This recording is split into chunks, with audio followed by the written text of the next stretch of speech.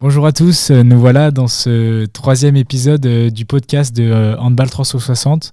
Donc c'est un réel plaisir d'accueillir Nathan Guyot dans cet épisode. Je vais te laisser te présenter et on va après voir l'évolution que tu as eue dans ton parcours. En tout cas, c'est un réel plaisir de t'accueillir aujourd'hui sur ce plateau de Écoute, podcast. merci beaucoup Lucas pour l'accueil. Ravi de faire partie de ce projet qui grossit énormément de ton côté aussi. Donc moi de mon côté Nathan Guyot, je suis aujourd'hui kiné dans plusieurs sports et plusieurs fédérations. On pourra en parler par la suite. Et également de mon côté ancien sportif, ancien footballeur. Donc voilà, parcours un peu atypique avec quelques petits voyages sympas à raconter aussi. Et est-ce que du coup tu pourrais nous raconter ce que tu as fait, comment tu es devenu professionnel et du coup c'était dans le football, comment ça s'est passé de la jeunesse à devenir un peu plus expérimenté dans le milieu du football? Écoute, très simplement, j'ai joué par chez moi pendant une quinzaine d'années à mon club de campagne si on peut dire, et puis au fur et à mesure, je suis arrivé sur la région nantaise dans les niveaux, les premiers niveaux nationaux français. Et ainsi de suite jusqu'à mes 17 ans. Et après mes 17 ans, je suis parti à l'étranger, jouer en Belgique, de ça pendant 4 ans. Et puis après, j'ai fait une saison en Angleterre, où je suis rentré après en France, à Nantes, de nouveau près de ma famille, après 5 ans d'exil, entre guillemets. Et c'était en 2019, donc ça fait 6 ans que je suis revenu maintenant par ici. Et est-ce que c'était pas trop dur de vouloir toucher le football professionnel et de se rendre compte que peut-être le rêve va pas s'accomplir, ou du moins pas à l'échelle qu'on le pense, parce que je vais ramener ça au handball, mais il y a plein de jeunes qui vont se mettre dans cette peau-là. Donc est-ce que tu pourrais nous dire comment tu l'as vécu et comment toi tu as fait aussi en parallèle pour te sauvegarder aussi ton avenir? Très simplement, je vais remercier tout d'abord mes parents. Je pense que c'est une des priorités, c'est qu'ils m'ont toujours mis en parallèle les études. Une fois diplômé et une fois que j'ai eu mon diplôme de kiné, que j'ai effectué en même temps que je joue en Belgique, ils m'ont dit là, t'es libre de faire ce que tu veux. Donc forcément, je suis arrivé sur le marché entre guillemets du football professionnel tardivement, même si j'étais encore jeune. J'ai pas fait les échelons classiques. Je suis arrivé par mes propres moyens, par beaucoup de travail à côté des études, en même temps que les études. Mais voilà, j'ai eu mon bac général, S, j'ai parti en école de Belgique de kiné et j'ai fait le parcours entre guillemets des deux en même temps. Donc je pense que j'ai eu quelques lacunes techniques, tactiques que j'ai pas eu car je n'ai jamais fait de centre de formation, de club professionnel. Mais par contre, voilà, avec le travail, la détermination et l'association des parcours et des rythmes qui est assez compliqué entre la gestion de vie privée, les études, plus le vie professionnelle de sportif, n'était pas simple à gérer. Et est-ce que tu conseillerais du coup aux jeunes qui veulent se lancer dans un sport professionnel de faire un peu comme tu as fait, lier études et sport, et se confirmer quelque chose pour plus tard, ou alors se donner pleinement dans un rêve qui peut être réalité si on se donne encore plus de moyens, mais qui du coup peut briser entre guillemets notre avenir et ce qu'on pourrait faire plus tard? Aujourd'hui, j'ai eu la chance de vivre plus d'expériences à très très haut niveau en tant que kiné grâce à mes études, mais dans le milieu du sport que j'ai connu.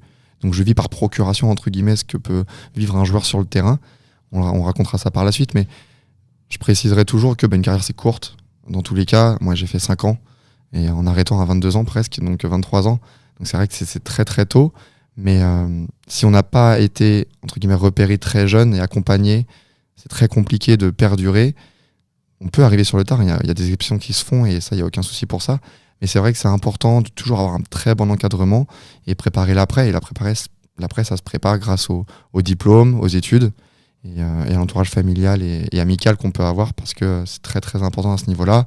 Et je préciserai également que si on se fie aux sportifs de très haut niveau en français, on parle du handball, je pense que si on regarde les meilleurs joueurs aujourd'hui de l'équipe de France, si on connaît leur niveau d'études à côté, il y en a certains qui sont très qualifiés. Et parce que voilà, on estime que apprendre à côté, c'est apprendre dans la vie et c'est apprendre de tous les aspects dans lesquels on évolue. Donc je pense qu'en effet, un très bon élève fera un très bon sportif également. Il y a bien sûr des exceptions qui se confirment, mais je pense que c'est important. Et avoir une tête bien faite, c'est bon dans la vie, mais c'est également bon sur le terrain. Et tu as parlé de manque d'accompagnement, ou qu'il fallait justement un accompagnement quand on était dans le monde professionnel ou même semi-professionnel. Est-ce que c'est quelque chose qui t'a marqué? Est-ce que tu pourrais nous le décrire? Parce que c'est c'est forcément criant dans des championnats. J'imagine que la Belgique, au hand, ce sera dans des championnats un peu moins développés des autres pays européens. Est-ce que tu vois un manque d'accompagnement total ou qu'est-ce que tu as pu observer, que ce soit dans le football ou dans les sports en général? Si on parle du sport en général, et je pense que le football c'est une exception dans le sens où c'est là où il y a le plus d'argent, il y a le plus de médiatisation.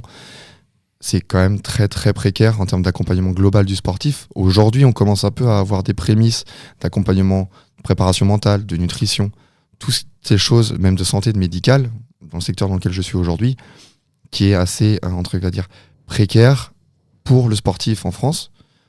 À l'étranger, on se rend compte qu'au final, mais même ne serait-ce que le système d'études fait en sorte à ce que le sportif, l'athlète, même l'étudiant, passe une demi-journée, la soirée, à s'entraîner tous les jours, mais à être accompagné sur l'entièreté de sa carrière et de sa gestion humaine. Alors qu'en France, c'est pas le cas. En France, c'est un peu mis en bas de tableau. On a eu beaucoup de sportifs de très haut niveau qui ont dit France n'est pas un pays de sport.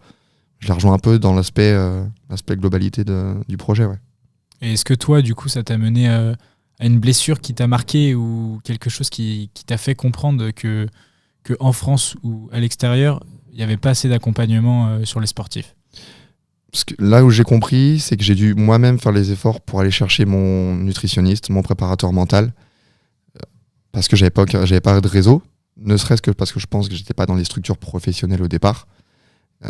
Donc voilà pourquoi je pense que ça permet de passer des paliers supplémentaires, d'être accompagné. On peut être très bon, mais c'est bête à dire, si on mange mal, on dort mal, on va pas aller très loin dans la répétition des efforts, dans la gestion d'une carrière qui est, on dit courte, mais mine de rien, c'est quand même assez long. C'est des efforts journaliers qui permettent d'évoluer. Donc si on n'a pas les billes ou les connaissances pour faire ce qu'il faut dans son entièreté de projet, on n'ira pas atteindre jusqu'on l'espère. Et est-ce que tu pourrais décrire la grande différence qu'il y a entre le sport amateur et le sport professionnel, que ce soit surtout dans le foot et aussi au hand? Déjà, tout d'abord, ça va être le volume d'entraînement. Ne serait-ce que en Belgique, en Angleterre, on était à 1-2 entraînements par jour. Mais comme ce que peut connaître les clubs professionnels en France, la différence des clubs amateurs ou semi-professionnels, certains beaucoup même ont des métiers à côté. Donc forcément, il faut savoir gérer les deux carrières, professionnelles mais également sportives. Et puis le grand sujet, c'est là où encore une fois j'évolue aujourd'hui, c'est le médical. C'est-à-dire qu'aujourd'hui, la santé de l'athlète, c'est le plus important, c'est le maillon le plus essentiel de la chaîne de la performance. On peut, comme je disais, bien manger, bien dormir. Si on est bon techniquement, il n'y a pas de souci. Mais si on est blessé, en fait, on ne peut pas performer, on ne peut pas jouer, on ne peut pas se montrer, on ne peut pas évoluer. Et c'est sur ça que se base la croissance d'une carrière. Alors qu'à contrario, on mange mal, on dort mal, on n'est pas bon techniquement. Mais si on n'est pas blessé, on peut quand même jouer, on peut quand même se montrer. Et aujourd'hui, avec la médiatisation, on peut potentiellement continuer d'évoluer. Donc, c'est le médical qui, pour moi, aujourd'hui, prime dans l'accompagnement du sportif. Savoir se gérer, la prévention est énorme pour éviter soit les rechutes, soit le fait d'être absent des terrains pendant des semaines, voire des mois, en fonction des différentes blessures qu'on peut être amené à subir. Moi, de mon côté, ça a été les ligaments croisés, mais a posteriori, c'est-à-dire que j'ai déjà fait le choix de revenir en France en amateur. Donc, j'ai pas été gêné plus que ça dans des blessures, je pense, dues à mes études de kiné que j'ai fait en même temps en Belgique, qui m'ont appris à prendre soin de moi. Et puis, dans les différentes équipes des jeunes que j'ai pu jouer au national, on jouait que contre des clubs professionnels. Donc, on voyait bien qu'ils se déplaçaient avec des staffs techniques, médicaux assez conséquents. Et donc, on voyait l'importance de cet aspect-là pour la gestion d'une carrière. Et toi, du coup, après, t'es devenu kiné.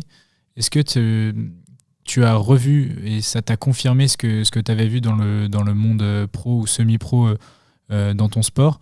Est-ce que tu t'étais dit, moi, je veux changer ça ou je vais essayer d'apporter des réponses à certains sportifs qui soient semi-pro ou professionnels pour qu'ils soient le mieux accompagnés et qui soient dans la meilleure forme possible dans leurs rencontres, dans leurs matchs, dans leur championnat et sur le long terme aussi? Puisque, comme tu l'as dit tout à l'heure, une carrière, ça reste quand même court, mais ça reste quand même sur plusieurs années. Donc, il faut se conserver, il faut avoir une bonne santé physique. Et est-ce que tu as aidé certains sportifs à l'avoir et à ce soit maximisé, on va dire? Là où ça m'a choqué, c'était qu'en Belgique, c'est les premières fois où j'ai pu voir ce manque d'accompagnement. En jeune, j'y prêtais pas forcément attention car à l'adolescence, on était un peu tout feu tout femme, on n'avait jamais de blessure à proprement parler et les structurations dans les clubs on n'était pas professionnels, donc on se rendait pas compte.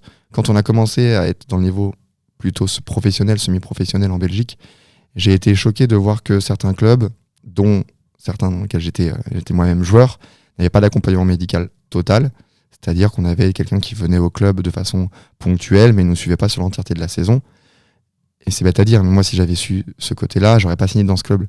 Comme je l'ai dit, le corps c'est notre outil de performance, c'est notre outil de travail. Si on est blessé, aujourd'hui on fait plus rien dans le sport. Et les clubs ne communiquent pas dessus, forcément c'est une mauvaise publicité de dire que t'es pas structuré médicalement. Donc là je l'ai vu pour une première fois, ça a été le cas également en Angleterre. Et quand je suis rentré en France, au final j'ai été devant le fait accompli que c'était le cas un peu partout, dans ces niveaux-ci qui ne seront pas professionnels, ou en tout cas appelés. La ligue professionnelle, mais la structuration du club ne l'est pas. Donc c'est ça qui est un peu flagrant. Et là, le deuxième parallèle que je peux faire, c'est qu'en même temps que j'étais en études, j'avais des copains de promo qui étaient payés au black pour faire kiné des équipes de sport le week-end. Et donc je me suis dit, mais qu'est-ce qui se passe ? Nous, on a un besoin, les clubs n'en parlent pas. Et d'un autre côté, on a les étudiants, mais également les kinés diplômés, qui sont prêts à aller bosser dans le milieu du sport, mais ils sont payés de façon dérisoire. Donc il y avait un peu deux combats à mener. C'était... si on n'est pas valorisé déjà en études, qu'est-ce que ça va être une fois qu'on aura le diplôme ? Et en même temps, aider ces clubs-ci qui ne sont pas structurés à 100% à l'être pour préserver la mentalité, surtout positive des joueurs, la santé, essentielle, et puis surtout après derrière les résultats et la compétitivité du club. Avec du coup tout ce que tu as pu entrevoir, est-ce qu'il y a quelque chose qui pour toi explique ce manque d'accompagnement dans le monde amateur, même monde professionnel dans certains sports? Qu'est-ce qui explique cela? Très simplement, c'est le manque de moyens techniques, humains et surtout financiers des clubs. Ça coûte très cher de se staffer. Aujourd'hui, on sait qu'on part à l'autre bout du pays, que ce soit dans le handball, à l'autre bout de la France, en fonction des niveaux dans lesquels on joue. Donc ça coûte cher d'emmener avec soi son team manager, ses assistants, son médical. Il faut payer l'hébergement, le déplacement, la nourriture, plus le temps de prestation. Et aujourd'hui, on a aussi un monde médical qui n'était pas reconnu à sa juste valeur. Et donc, on n'a pas forcément l'envie de partir à l'autre bout de la France, quitter sa famille pour être payé au ras des pâquerettes, entre guillemets, et ne pas être reconnu comme on le devrait. Et est-ce que pour toi, il y a un choix aussi qui a été fait par les clubs? Certes, tu as dit que c'était des moyens financiers, mais est-ce que ce ne serait pas aussi des moyens organisationnels qui priment sur le fait financier ou d'autres choses? Que le financier, c'est un prétexte, entre guillemets, et que c'est l'un des derniers points sur lesquels ils mettront l'accent, la santé, parce que pour des managers ou des bénévoles ou des personnes qui sont dans un club, eux, ils s'en foutent, entre guillemets, d'avoir de la santé, même si, comme tu l'as dit, c'est très important d'en avoir, et il faudrait en avoir. Est-ce qu'ils ne s'appriment pas chez eux cette mentalité? Là où on voit vraiment l'impact des moyens financiers dans les clubs, c'est que le conseil d'administration, très souvent, va lui donner l'argent au coach et aux joueurs. C'est-à-dire que c'est là qu'il va avoir ses résultats. Il va directement faire un direct focus sur qui est-ce qui va me ramener les points, la compétition. Ça va être le coach, le staff et technique et les joueurs. Donc forcément, tout à côté, même que ce soit les conditions de déplacement, est-ce qu'on va préférer le train ou prendre le car ? Est-ce qu'on part la veille? Est-ce qu'on part le jour même? Enfin voilà, il y a tout le reste est encore assez, je vais dire, en arrière-garde de ce que l'on peut penser, même si c'est un peu en train de changer aujourd'hui, du fait de la digitalisation, du fait de l'arrivée des alternants dans les clubs qui sont un peu jeunes. Voilà, on sait très bien que les conseils d'administration des clubs un peu ancestraux étaient un peu vieillissants, ça se cache pas. Et c'est vrai qu'une nouvelle dynamique doit arriver aujourd'hui pour que tout le monde aille dans le même sens et qu'on arrête, entre guillemets, d'être dirigé par des gens qui ne sont pas sur la réalité du terrain et ne connaissent pas un peu les enjeux réels de tout ce que ça peut englober un sportif en lui-même. Donc c'est vrai que des fois, on se dit, mais il y a des joueurs, alors soit on leur donne trop, c'est possible aussi, je pense, mais c'est ce qui fait aussi le fait que tu recrutes. Forcément, si tes conditions sont belles, tu vas attirer des joueurs avec un beau palmarès et un beau CV. Mais par contre, en effet, je pense que la gestion, elle est à avoir en haut de l'échelle, sur des gens qui n'ont pas forcément la réalité, avec une répartition peut-être plus à même et plus homogène des moyens. Tu participes Tu t'as parlé de digitalisation, de meilleurs moyens de communication, de meilleurs moyens de mettre en avant cette pratique de médecine, on va dire, de santé sur les joueurs. Comment tu as fait ça? Comment tu as mis en place un projet pour que ça permette de répondre à cette problématique? Écoute, très simplement, j'ai fait face au constat qu'on avait. Comme j'ai dit, le manque d'accompagnement médical dans les clubs, qui était trop, on va dire pas ponctuel, mais presque irrégulier. Donc il n'y avait pas un accompagnement suivi à 100%. Et à côté, les kinés qui n'étaient pas valorisés. Donc moi, simplement, j'ai essayé de trouver un peu ce qui existait aujourd'hui dans l'accompagnement médical des clubs. Donc soit les kinés qui étaient salariés au sein des structures professionnelles et qui étaient là à temps plein. Donc dans ce cas-là, il n'y avait pas de problème. Tout le monde était suivi comme il fallait tout au long de la saison. Soit les clubs plus amateurs qui avaient des partenariats avec des kinés, paramédicaux, des cabinets de la ville qui permettaient en fait de simplement faire le suivi des joueurs à domicile. Et de temps en temps, les kinés du cabinet venaient sur les matchs à domicile. Donc je me suis dit, ok, il y a un trou dans la raquette, il n'y a personne à l'extérieur. Il n'y a personne à l'extérieur, alors que c'est la moitié des matchs d'une saison d'un club, que ce soit dans le hand ou dans les autres sports. J'ai commencé donc, moi en tant que kiné, à proposer mes services. Donc, moi je suis de la région nantaise, donc tout ce qui est Rennes, Angers, Vannes, La Roche-sur-Yon, voilà. Les villes à 1 heure de route autour de chez moi, pour les clubs qui se déplaçaient, jouer contre les clubs de ces villes-ci. Mes services en tant que prestataire kiné ponctuel pour aider les clubs et les joueurs à se préparer au mieux à la rencontre pour laquelle ils venaient jouer. Et puis au final, de fil en aiguille, ils m'ont demandé de gérer 1, 2, 3 matchs pour eux. Et puis au final, de plus en plus loin. Et donc j'ai activé le réseau. La chance que j'ai pu avoir, c'est que j'ai fait mes études en Belgique. Donc j'avais mes amis proches qui étaient un peu dans chaque grande ville de France, qui sont rentrés comme moi après chez eux une fois les études terminées. Et donc j'ai pu activer le réseau de mon réseau, et ainsi de suite, et créer une communauté. Et aujourd'hui, voilà, on est plus de 2000 professionnels de santé référencés partout en France, prêts à intervenir auprès des équipes de sport de façon ponctuelle, dès qu'il y a un besoin de médicalisation pour les aider dans leur structuration pour la préparation des matchs, et même aujourd'hui maintenant des événements et des sportifs individuels qui souhaiteraient être accompagnés médicalement sur des besoins ponctuels.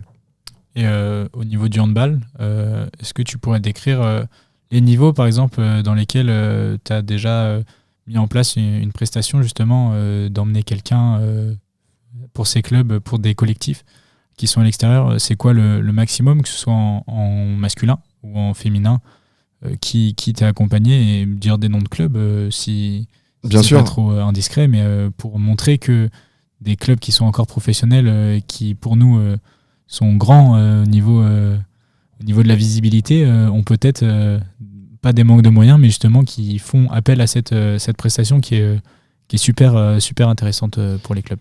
Eh bien, écoute, moi je viens du monde du football, donc forcément le réseau où il a été le plus développé, c'était le monde du football, mais en deuxième lieu vient le handball. Là, c'est 2 saisons en avant, on a fait accompagner 50 matchs, la saison dernière 175, et là cette saison on va finir à 300. La majorité, on va dire, vient du football à 30%, et on a 25% qui vient du handball.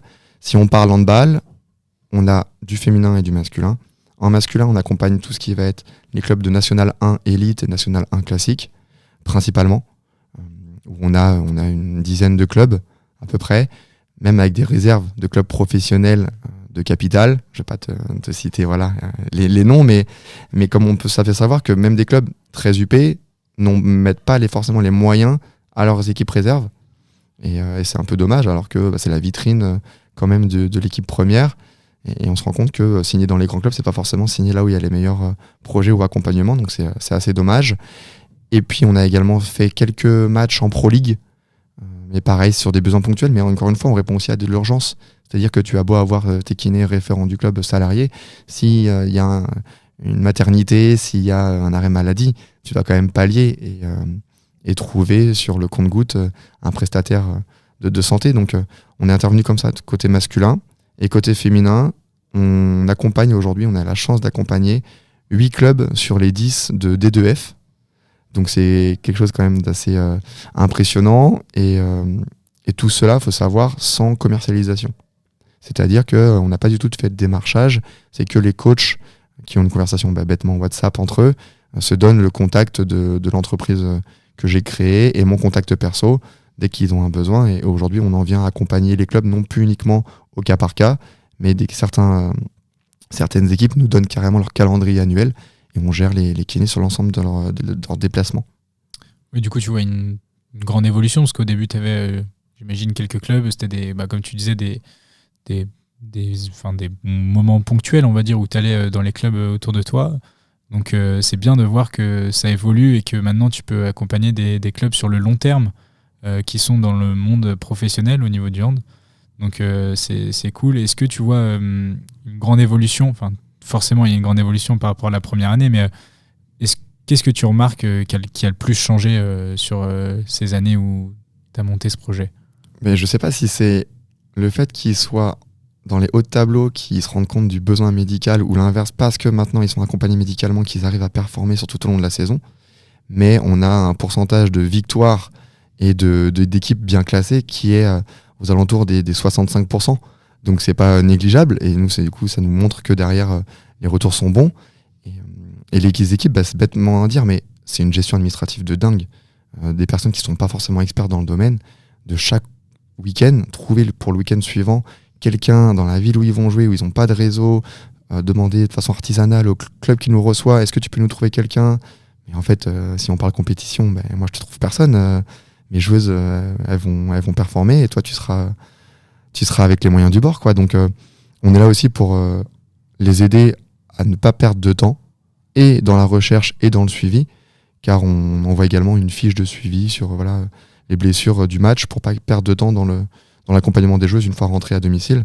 C'est très très important, et donc du coup je pense qu'on aide les clubs et on optimise également leur budget du fait des moyens financiers qu'on a pu expliquer auparavant, l'hébergement, la nourriture, la prestation, plus les déplacements. Aujourd'hui tu payes le professionnel de santé de façon locale uniquement pour sa prestation, donc on vient également optimiser leur budget, plus être un soutien administratif expert.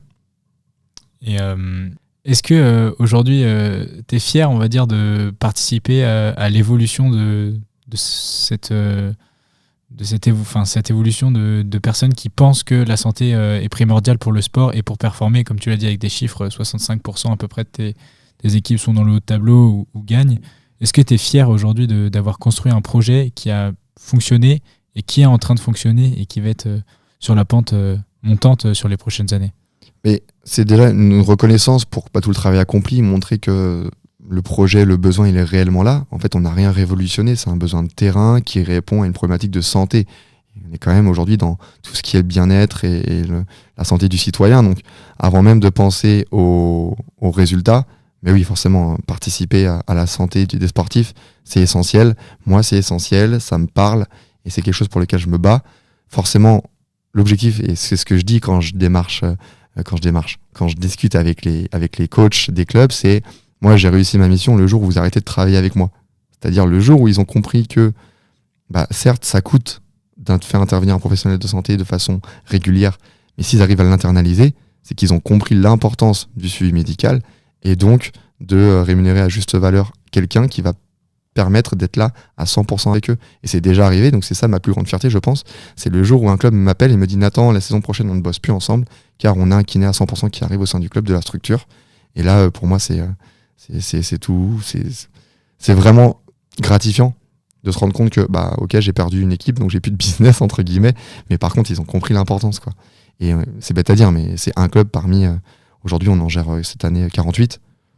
Si on en perd un, l'année d'après, on en a encore plus, parce qu'il a parlé de nos bons services à son réseau, et ainsi de suite. Et on se rend compte que le besoin, il n'est pas que en France, il est en Belgique, il est à l'étranger. Donc, le potentiel de croissance, il va pas diminuer. Donc, au contraire, avoir des bonnes références, c'est que bonifiant pour la suite. Et, est-ce que tu vois quelque chose de positif, du coup, que tout le monde participe à ce projet, à mettre la santé en avant? Bien sûr, les professionnels de santé qui interviennent au sein des clubs qui sont mis en relation par nos services, mais portent un peu les mêmes valeurs, c'est-à-dire qu'ils sont intéressés par le milieu du sport. Certes, par moment, la rémunération elle est encore assez faible, mais nous on se bat aussi contre ça, c'est-à-dire qu'on n'enverra pas quelqu'un sur des montants dérisoires, c'est hors de question. parce que déjà qu'on n'est pas assez valorisé en cabinet classique. Si on intervient en milieu sportif et qu'on sort du cabinet, il faut que ce soit un minimum valorisant. Même si on participe à des expériences de vie qui sont incroyables, quand tu es dans un gymnase avec 5000 personnes à stander l'équipe, c'est génial, mais ça ne fait pas tout. On va pas vivre pour l'expérience, on vit pas d'applaudissements et de je vais dire de sandwich à la fin du match, mais c'est presque ça en fait. C'est oui, mais pas à n'importe quel prix. Donc partager un projet de mise en relation avec des personnes qui ont la même vision, la même valeur, c'est vraiment génial, et c'est pour ça qu'on a créé une communauté et pas un collectif simplement de messages. Non, les personnes qui sont là font eux-mêmes la promotion du service qu'on a mis en place et diffusent sur leurs réseaux sociaux et sont très heureux d'avoir retrouvé entre guillemets le terrain, parce que c'est bête à dire, mais vu que c'est un monde très fermé, on leur donne aussi accès à ce milieu-là, à ce milieu d'accompagnement des sportifs, à vivre dans des gymnases, dans des chaudrons, dans des salles de basket, de foot, de hand, de hockey sur glace, de Ligue 1 de futsal. On a vraiment aujourd'hui une dizaine de sports qu'on accompagne, et c'est vraiment hyper gratifiant d'aller un week-end sur un match de foot, 2 semaines après t'es content d'aller sur un match de hockey, et puis si tu bossais que dans le basket parce que toi t'es fan de basket, et tu bosses dans le basket. Et encore une fois, le hand, le week-end dernier, moi-même j'y suis retourné sur le terrain pour aller accompagner une équipe de Lyon qui se déplaçait en Vendée pour un match de gala, quoi. Donc c'était génial. Et au-delà de ce que tu apportes comme solution au niveau des clubs sur les déplacements, est-ce que tu proposes d'autres choses en tant que professionnel de santé ? Bien sûr. Du coup, TRIES, si on prononce à la française, TRIES, on a l'objectif d'accompagner médicalement le sportif en déplacement. Mais déplacement, ça veut dire plein de choses. C'est-à-dire que principalement, notre fer de lance, c'est le championnat, c'est les matchs réguliers. Donc on accompagne, on met à disposition des professionnels de santé, très souvent kinés, ça peut être des fois un ostéo, sur les matchs de saison régulière, sur les déplacements. Mais on accompagne également les organisateurs d'événements sportifs. C'est-à-dire qu'on peut mettre également à disposition des stands médicaux, typiquement sur une fin de course à pied, un fin de trail, où tu as la tente avec les 10 kinés qui sont là pour effectuer la récupération des sportifs. C'est possible. On fournit certes les professionnels de santé, mais également tout le matériel qu'on met à disposition sur les stands de façon complète. Ça peut être un tournoi. On a déjà envoyé sur un tournoi à Paris de hand, typiquement, pour médicaliser la journée de tournoi, un kiné qui est là en backup si jamais il y a des gestions et des blessures terrain à voir.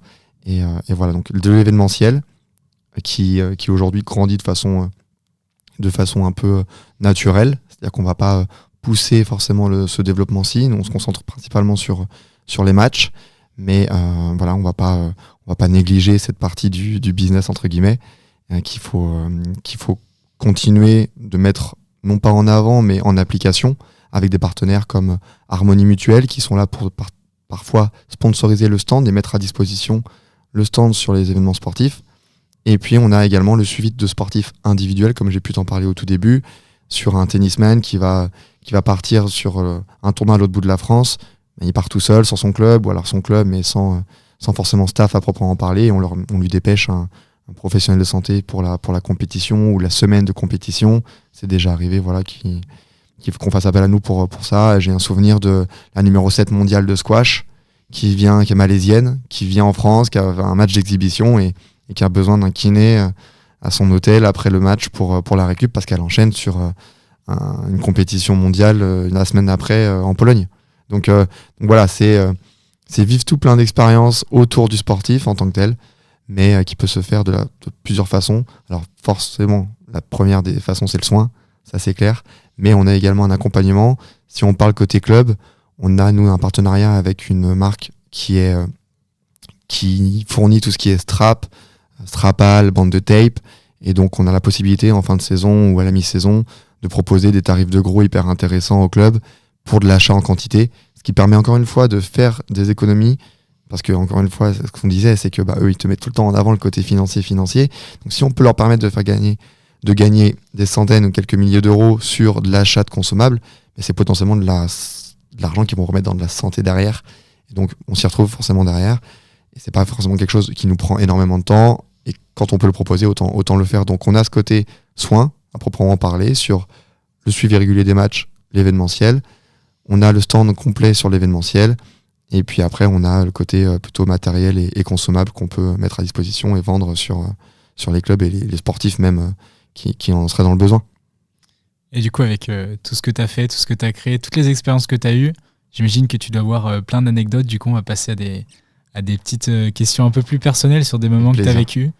Donc déjà, je voulais savoir, c'était quoi ta plus grande fierté, c'est-à-dire le plus grand club que tu as pu accompagner toi, ou le plus grand club que tu as pu accompagner, mais tu as envoyé quelqu'un, c'est parce que c'était à l'extérieur et c'était trop loin. Ou une joueuse, comme tu l'as dit, le squash, est-ce que c'est qui était la personne la plus incroyable ou la plus improbable pour toi quand tu t'es dit au début je vais lancer ce projet? Bah écoute, j'en ai plusieurs, ne serait-ce qu'en perso. Je pense que moi, Nathan, en tant que kiné, la boîte m'a énormément aidé à grandir en tant qu'homme, en tant que compétence et en gestion. Et inversement, le kiné a aidé la boîte à forcément se faire entendre auprès des clubs, parce que le porteur de projet, c'est quelqu'un qui est dans le monde médical. Si j'ai une anecdote qui me revient en tête, c'est que j'ai eu la chance d'être kiné de l'équipe nationale de football du pays d'Haïti. Et j'ai pu partager une feuille de match avec un joueur d'Haïti avec qui j'avais joué en 17 national dans la région nantaise. Donc, c'est-à-dire que lui avait continué son parcours et sa carrière professionnelle de footballeur. Et moi, je suis devenu kiné entre-temps et on s'est retrouvés tous les deux sur les qualifications à la Coupe du Monde. C'était assez incroyable. On a fait la Ligue des Nations A, B, comme on peut connaître en Europe. Et j'ai vécu la Gold Cup, qui est l'équivalent de l'Euro en Amérique du Nord et Amérique centrale. Donc, il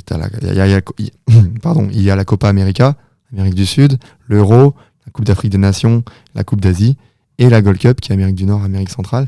Et donc, vivre ça dans des stades de football américain de 80 000 personnes, quand tu joues contre le Mexique, avec des fans inconditionnels, c'est une expérience de vie qui est incroyable. Donc ça, c'est en tant que kiné. Et je pense que la boîte a permis, entre guillemets, à mon CV de remonter dans le fait d'avoir postulé au poste, et ce qui a fait que j'ai pu être pris. Et puis, si on parle de la boîte en elle-même, très grande fierté d'accompagner des clubs, des réserves de clubs pro. Je me suis retrouvé, moi, kiné sur des arbitres de Ligue 1 en football. On a pu accompagner la Coupe du Monde de Jorki Ball. C'est un sport qui n'est pas forcément connu. On a fait l'étape qualificative, donc la Coupe européenne qualificative pour la Coupe du Monde de squash en France. Okay. Voilà, il y a des compétitions comme ça qui sont très marquantes, et on a également la chance de travailler avec des professionnels de santé qui sont très très qualifiés. Donc c'est toujours un plaisir et gratifiant de voir qu'on arrive à certes, oui, avoir le kiné qui sort d'études et qui a envie de bosser dans le milieu du sport, mais d'avoir également des kinés qui sont, je dis kiné parce que c'est quand même 80% des professionnels de santé qu'on envoie, qui ont un parcours exceptionnel, qui sont kinés la fédé d'autres sports que le foot ou que le hand, et qui sont prêts le week-end à mettre à leur disposition quand ils ne sont pas en trêve internationale comme on peut l'être 4-5 fois par an, quand ils sont au cabinet régulier chez eux à domicile, être prêts à mettre leurs compétences à disposition des équipes ponctuellement le week-end. Donc ça, c'est assez valorisant, et c'est super de voir que la mission et les valeurs sont partagées à tous les niveaux et par tous les professionnels de santé avec toutes leurs expériences qu'ils ont pu avoir. Donc ça, c'est assez génial. Et voilà. Et est-ce que tu as déjà fait plusieurs, toi-même, des prestations au sein de clubs d'handball? Oui, moi j'accompagne, je suis déjà allé pas mal de fois sur de la D2F, forcément pour les clubs qui viennent dans la région de Grand Ouest, et c'est toujours un plaisir de voir également la reconnaissance que peuvent avoir les joueuses, parce que c'était souvent féminin dans le côté dans lequel je suis intervenu, de se dire mais en fait merci, parce que si vous étiez pas là, nous on fait comment notre match, quoi. Et souvent ils viennent te voir à la fin du match, mais voilà, j'ai fait cette action-là, ce but-là, grâce à toi, parce que sinon le strap, j'aurais pas pu le faire et j'aurais pas pu jouer, ou merci du conseil pour la suite, et des fois on reçoit des messages en fin de saison de club ou de joueuses, merci pour l'accompagnement, et c'est génial. Est-ce que tu as une salle ou un terrain de football qui t'a vraiment marqué, mais plus que les autres, soit niveau ambiance, soit niveau infrastructure, mais quelque chose qui t'a vraiment marqué émotionnellement parlant aussi? Toute salle qui est pleine te marque. En termes de l'ambiance, c'était incroyable. Je parle du week-end dernier, là où je suis moins intervenu personnellement. C'était incroyable d'avoir tout le public qui scandait, même si c'était pour l'équipe adverse. Très souvent, t'es un peu décrié, mais c'est toujours agréable d'être dans une salle de Pro B au basket, qui est spectaculaire, dans du hand, où pareil, tu es en deuxième division masculine, ou ou en deuxième division féminine. C'est assez incroyable. Et puis après, en termes de football, on intervient aujourd'hui dans des stades qui sont mythiques. On parle de Bordeaux, on parle de Guingamp, on parle de clubs qui sont malheureusement descendus suite, comme on peut le dire, aux problèmes de gestion et aux problèmes administratifs et financiers surtout, de se retrouver dans des endroits que tu as vu à la télé quand tu étais petit, et aujourd'hui tu participes à faire vivre l'événement qui se déroule dans cet endroit. Donc c'est vrai que c'est assez incroyable pour la boîte. Je pense que c'est aussi ce que viennent chercher les professionnels de santé avec qui on travaille, c'est qu'ils viennent certes travailler, mais ils viennent aussi vivre une expérience de vie. Et quand tu leur parles du stade mythique à côté de chez eux, forcément qu'ils sont tous là à postuler pour venir bosser et vivre de l'intérieur les coulisses, les vestiaires de salles de handball mythiques que tu peux connaître. Et est-ce que tu aurais une ou deux anecdotes que tu as vécues avec un groupe qui t'a vraiment fait marrer, ou qui sort de l'ordinaire, on va dire, mais qui t'a vraiment marqué aussi dans toutes les prestations que tu as pu faire avec Trieste? Bah écoute, ce qui a été assez cocasse, c'est qu'une fois on a envoyé un kiné sur un match de futsal. On accompagne quelques équipes de Ligue 1, et voir qu'au final cette équipe, tu la rejoues toi en tant qu'amateur en Coupe de France quelques mois après. Les joueurs que t'as suivis, que t'as accompagnés, ou à qui t'as mis à disposition un kiné, du coup j'étais là dans les gradins également, et de voir que en fait la semaine d'après ou quelques semaines après c'est toi qui joues contre eux, c'est assez drôle en fait, de se dire que eux ils ont leur staff, ils ont leur structure. Par contre toi t'inquiète pas, que quand tu vas jouer contre eux t'as pas ton kiné dans le vestiaire en tant qu'amateur. Donc voir que tu participes à la structuration du haut niveau, c'est aussi creuser le fossé entre l'amateurisme et le monde semi-professionnel, professionnel, faut se le dire. Donc c'est pour ça qu'on est dans la mission, c'est que en optimisant les coûts, on espère à ce qu'il y ait de plus en plus de clubs amateurs, en tout cas de division inférieure, à faire appel à les professionnels de santé, ne serait-ce que pour des conseils, pour de la mise en relation sur du cabinet, pour des suivis très ponctuels au début de saison ou à l'hiver quand tu as beaucoup de blessés. Enfin, voilà, on estime que c'est pas que le sportif de haut niveau qui a besoin de santé, c'est l'ensemble du monde du sport en général. Et au-delà du coup de tes prestations que tu fais avec Trieste, tu as participé notamment en tant que kiné aux Interpôles. Est-ce que tu pourrais nous en dire plus? Donc les Interpôles, pour ceux qui savent pas, c'est la première compétition, on va dire, où tous les pôles se rencontrent, et on va dire tous les joueurs qui finiront en équipe de France sont passés par les Interpôles. Une grande majorité, même presque tous les joueurs. Il y a bien sûr des exceptions, comme on a dit tout au long de ce podcast, mais c'est là où passent tous les joueurs qui finiront professionnels au niveau du hand. Donc qu'est-ce que ça t'a apporté toi, et comment t'es parvenu du coup à parvenir, et avec quelle équipe aussi tu y étais? Alors ça fait 2 ans de suite que j'accompagne l'équipe de Guyane Antilles, qui viennent du coup depuis à Nantes sur les Interpôles, et du coup on les accompagne sur les matchs, la récupération à l'hôtel. Comment ça se passe? Encore une fois, ça coûte cher d'emmener quelqu'un d'Amérique jusqu'en Europe, à Nantes, pour une semaine de compétition. Donc ils font appel aux réseaux qu'ils peuvent avoir sur la région nantaise. Et au final, c'était grâce à des kinés qui sont intervenus, eux, pour d'autres régions de France, qui elles-mêmes ne viennent sans leur kiné, au final, qui font appel à des kinés locaux, qu'on a été mis en relation, et ainsi de suite. Donc on a participé aux Interpôles, et puis la semaine d'après, on a été contacté par la Ligue de Nouvelle-Calédonie féminine, qui venait faire les interligues à Toulouse, qui sont passés par la maison du handball à Créteil, et avec qui nous a demandé du coup pareil, la même chose, un kiné pour le suivi des joueuses sur leur semaine. Donc c'est gratifiant de voir que tu viens répondre à un besoin de terrain, même en urgence, parce que c'était le matin pour l'après-midi même, les premières fois, et de voir que les kinés que tu rencontres également des autres ligues connaissent ou sont déjà référencés sur la boîte. C'est hyper sympa, parce que du coup tu échanges sur des anecdotes que eux ont pu vivre en travaillant pour ta boîte, ou ont eu écho de la boîte sans forcément y travailler, parce que ils ont le kiné qui est venu jouer contre eux quand ils sont en club classique à domicile, a été envoyé par la boîte. Donc voilà comment ça s'est fait. C'est très souvent soit le comité qui organise la compétition qui met des messages on recherche des kinés pour telle ou telle ligue, parce qu'ils se déplacent sans. Et puis maintenant, aujourd'hui, vu qu'on devient une référence française, et qu'on a de plus en plus, on a fait 500 prestations depuis que la boîte existe, on a travaillé, on a plus de 2000 kinés référencés, on a une communauté de plus de 20 000 personnes. Forcément, ça commence à faire un peu de bruit, même s'il y a toute la structuration qui est encore à faire, et l'automatisation qui arrive d'ailleurs avec la plateforme et l'app qui va bientôt sortir cet été.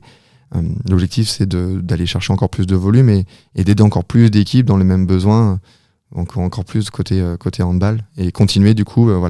Nantes a re-signé pour les Interpol l'année prochaine. Ils se posent plus de questions. Ils savent que l'année prochaine, même si ce n'est pas moi qui reviens bosser avec eux, ils me contactent et ils savent qu'ils auront un kiné avec eux. Donc c'est aussi un gage d'assurance et de réassurance auprès de leurs joueurs, de se dire venez parce que vous serez accompagné médicalement. On a eu des joueurs qui sont venus, et c'est un peu le nerf de la guerre au sport, c'est-à-dire que tu vas forcer sur ton corps jusqu'à ne pouvoir vraiment plus jouer, ou avoir une décision médicale qui va t'arrêter.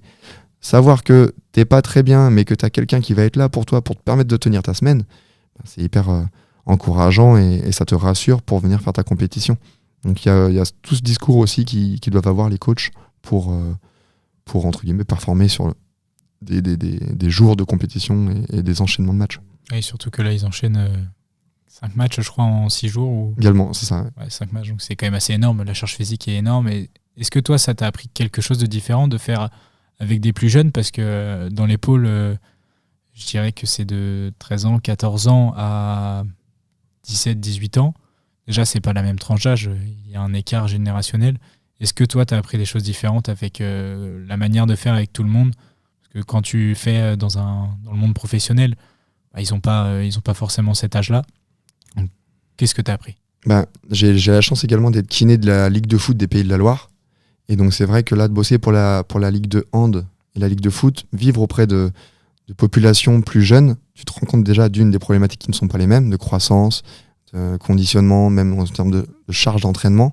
Et ce que j'aime bien, c'est ce rôle d'un peu de grand frère, c'est-à-dire que tu viens pas uniquement faire du soin, tu viens un peu éduquer et les responsabiliser face à leur propre santé. Quand tu arrives dans le monde du sport professionnel, en effet, normalement, ils l'ont déjà été, et ils connaissent leur corps et ils savent comment le gérer.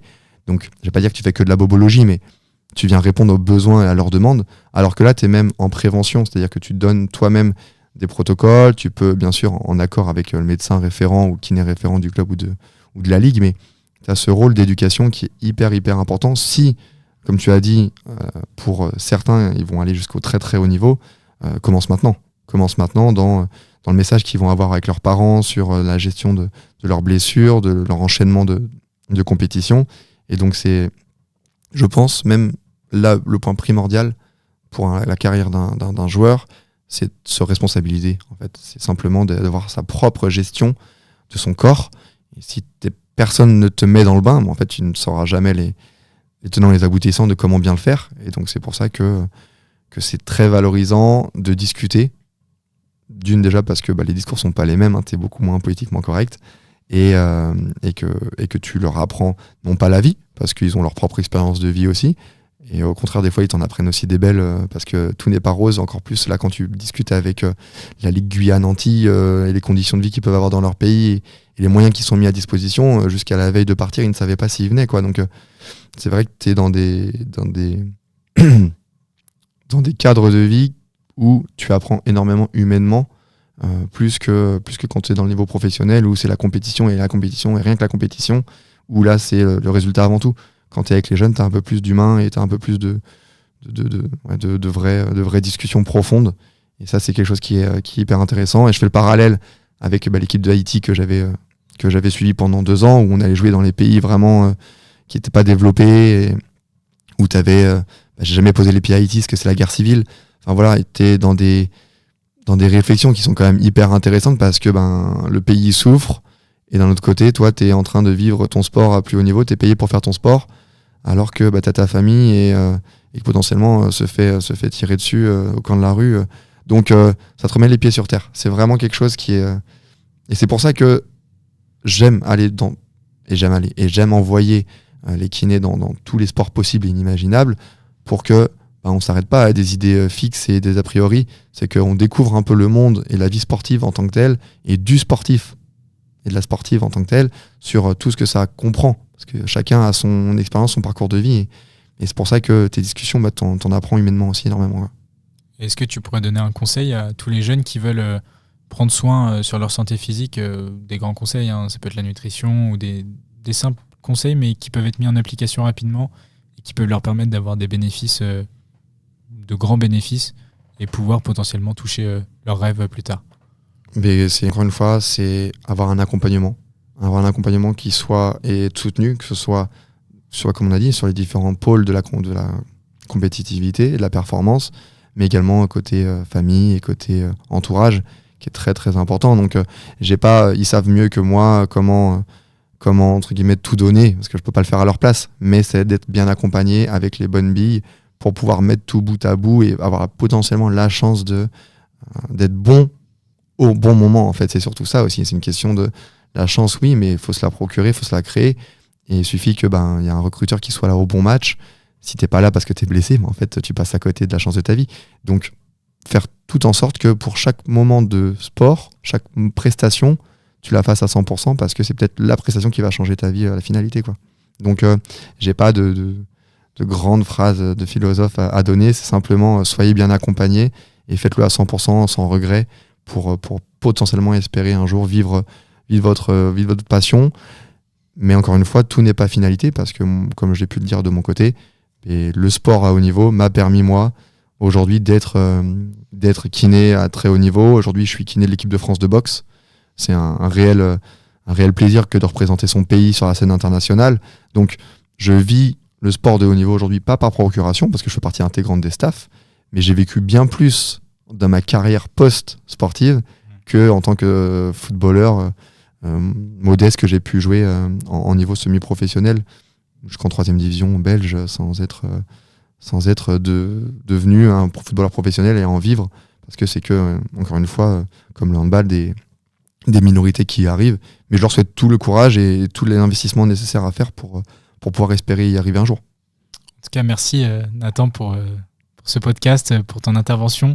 Je pense que ça permettra à beaucoup de monde de se rendre compte que la santé est importante. Ton parcours aussi est impressionnant parce que tu as eu une évolution de footballeur presque semi-pro, enfin semi-pro, mais qui tendait vers le professionnel.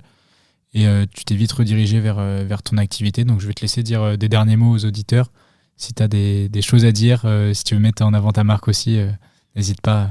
Non, mais c'est déjà merci à toi, merci de m'avoir reçu aujourd'hui. Merci à tous les auditeurs pour ces écoutes. N'hésitez pas à me contacter en direct. Tu mettras bien sûr les liens pour m'écrire avec grand plaisir. Et puis voilà, on est à disposition pour les aider, que ce soit personnellement ou au sein des clubs, à les accompagner pour performer au mieux et espérer un jour atteindre leurs objectifs dont on leur souhaite. Et puis moi personnellement, l'objectif ça reste toujours le même, toujours la même mission, aider les sportifs accompagner et médicalement être toujours un acteur de la croissance du monde du sport en général.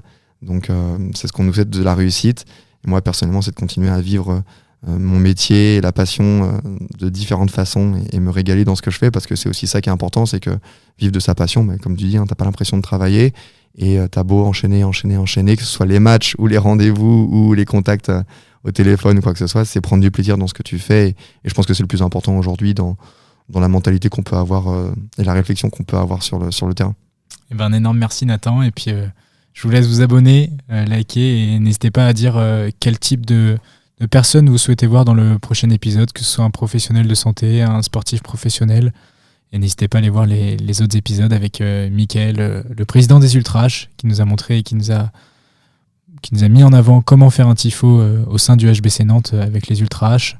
Et également Cyril Dumoulin, ancien champion du monde. Donc n'hésitez pas à retrouver ces 2 premiers épisodes et qui seront disponibles sur Spotify et sur YouTube. En tout cas, un énorme merci de votre écoute et puis on se retrouve pour le prochain épisode. Ciao, ciao.